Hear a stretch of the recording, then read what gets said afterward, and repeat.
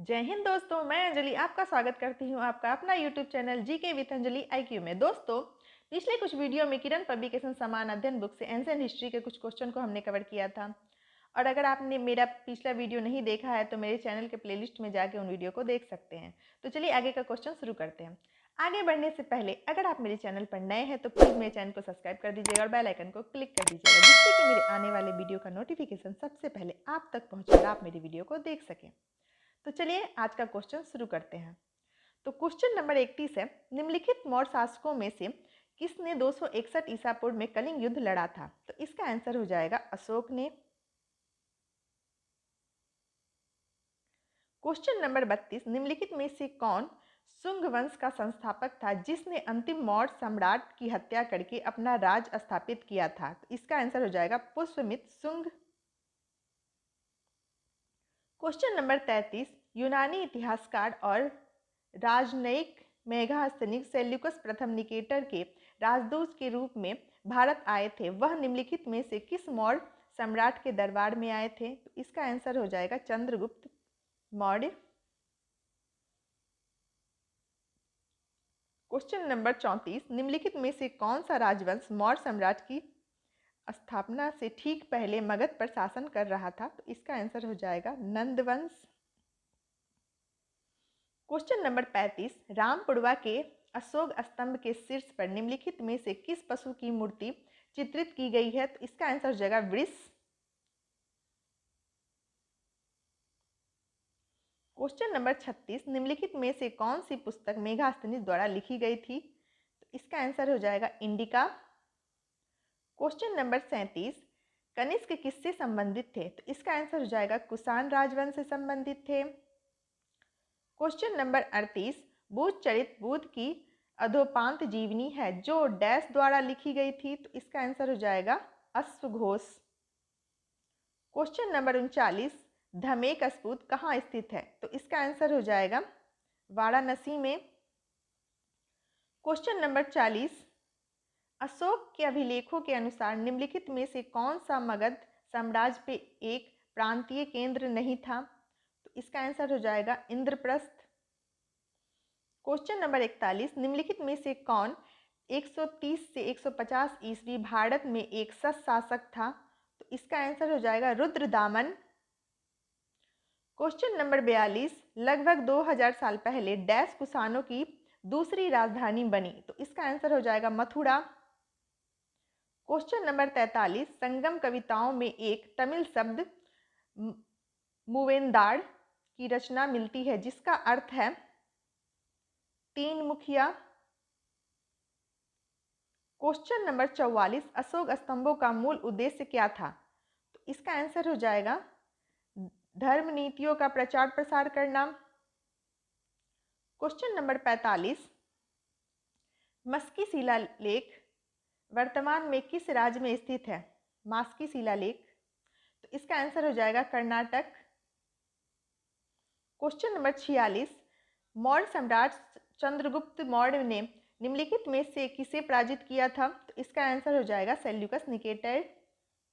Question number 47, Maurya स्तंभ शीर्ष dash में पाया गया था जिसे सिंह शीर्ष लायन कैपिटल के नाम से जाना जाता है? तो इसका आंसर हो जाएगा सारनाथ। क्वेश्चन नंबर 48, निम्नलिखित में से कौन सा अंतिम मौर्य शासक था जिसकी हत्या उसके सेनापति ने कर दी थी? तो इसका आंसर हो जाएगा बृहदत्त। क्वेश्चन नंबर 49, निम्नलिखित में से कौन सा एक सिंघली श्रीलंकाई वृत्तांत है जो मौर्य साम्राज्य का एक महत्वपूर्ण साहित्यिक स्रोत है? तो इसका आंसर हो जाएगा महावंश।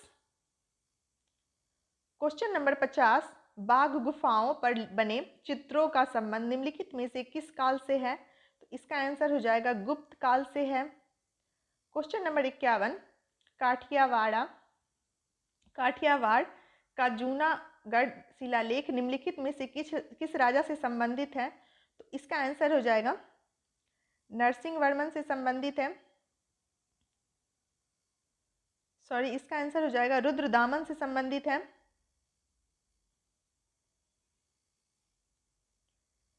क्वेश्चन नंबर 52, बोधचरित के लेखक अश्वघोष किस कुषाण राजा के दरबार में दार्शनिक थे? तो इसका आंसर हो जाएगा कनिष्क प्रथम।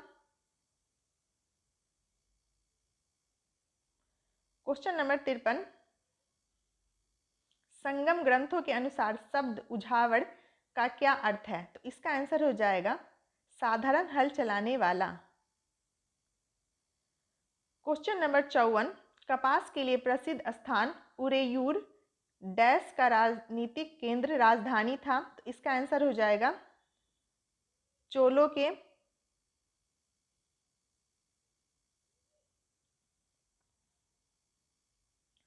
क्वेश्चन नंबर 55, मौर्य सम्राट अशोक ने कलिंग पर विजय प्राप्त की थी जिसे वर्तमान में डैश के नाम से जाना जाता है? तो इसका आंसर हो जाएगा उड़ीसा।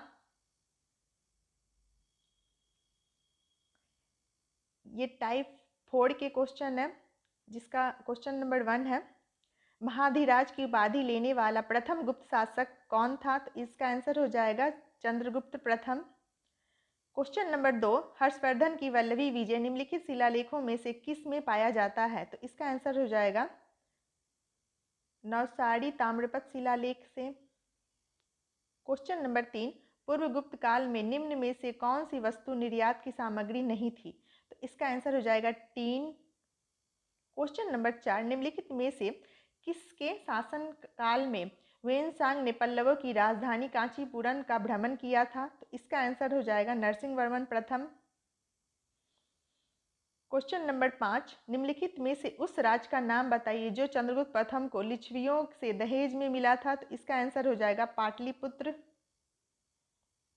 क्वेश्चन नंबर 6, गुप्त काल के दौरान सोने के सिक्के को निम्न नाम से पुकारा जाता था? तो इसका आंसर हो जाएगा दीनारस दिनार। क्वेश्चन नंबर 7, निम्नलिखित में से किसने 1618 ईस्वी में हर्षवर्धन को हराया था? तो इसका आंसर हो जाएगा पुलकेशिन द्वितीय ने।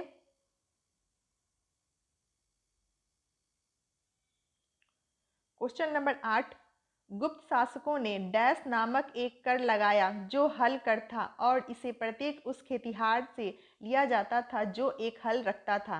तो इसका आंसर हो जाएगा हलीवा कर। ह से हल, ह से हलीवा, तो इसको याद रखना ज़्यादा मुश्किल नहीं है।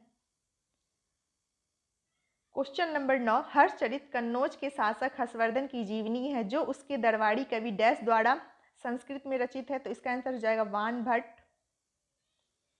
क्वेश्चन नंबर 10, किस स्तंभ शिलालेख में समुद्रगुप्त की उपलब्धियां अभिलिखित की गई हैं जो अपनी विजय के लिए नेपोलियन ऑफ इंडिया के नाम से जाने जाते थे? तो इसका आंसर हो जाएगा इलाहाबाद।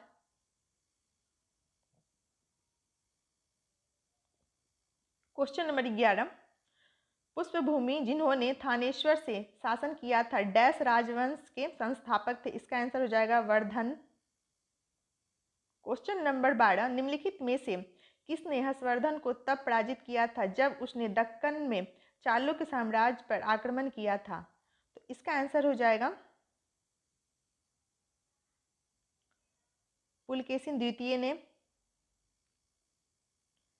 क्वेश्चन नंबर 13, निम्नलिखित में से कौन एक प्राचीन भारतीय गणितज्ञ खगोलविद है? तो इसका आंसर हो जाएगा वराहमिहिर।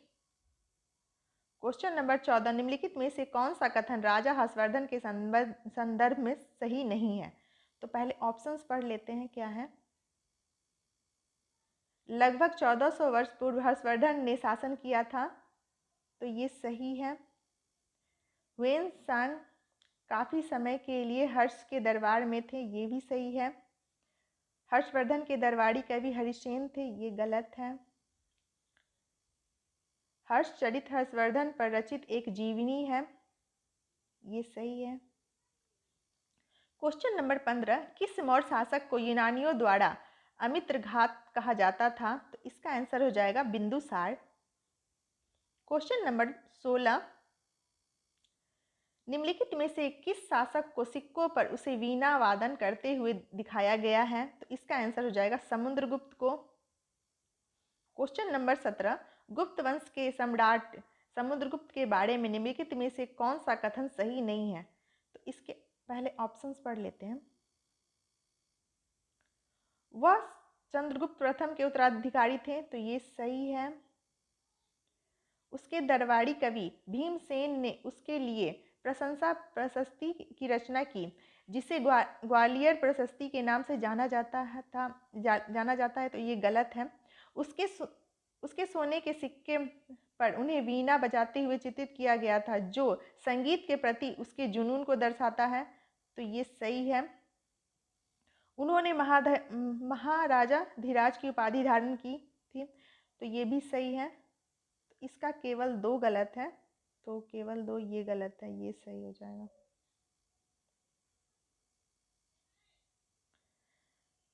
क्वेश्चन नंबर 18, गुप्त वंश के किस शासक ने पश्चिमी भारत पर आक्रमण कर शक वंश के अंतिम राजा को पराजित किया था? तो इसका आंसर हो जाएगा चंद्रगुप्त प्रथम। क्वेश्चन नंबर 19, डैश के दरबारी कवि और मंत्री हरिसेन ने इलाहाबाद स्तंभ शिलालेख या प्रयाग प्रशस्ति की रचना की, तो इसका आंसर हो जाएगा समुद्रगुप्त।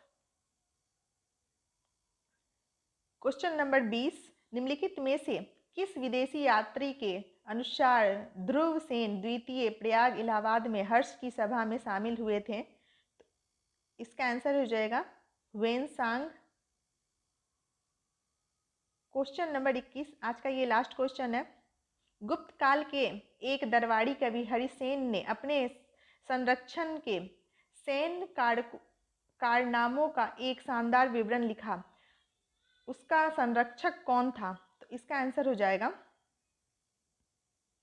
समुद्रगुप्त। दोस्तों, तो आज के लिए इतना ही, और अगर आपको मेरा चैनल हेल्पफुल लग रहा होगा तो प्लीज़ मेरे चैनल को सब्सक्राइब कर दीजिएगा, बेल आइकन को क्लिक कर दीजिएगा और अपने दोस्तों के साथ शेयर भी कीजिएगा। तो थैंक यू।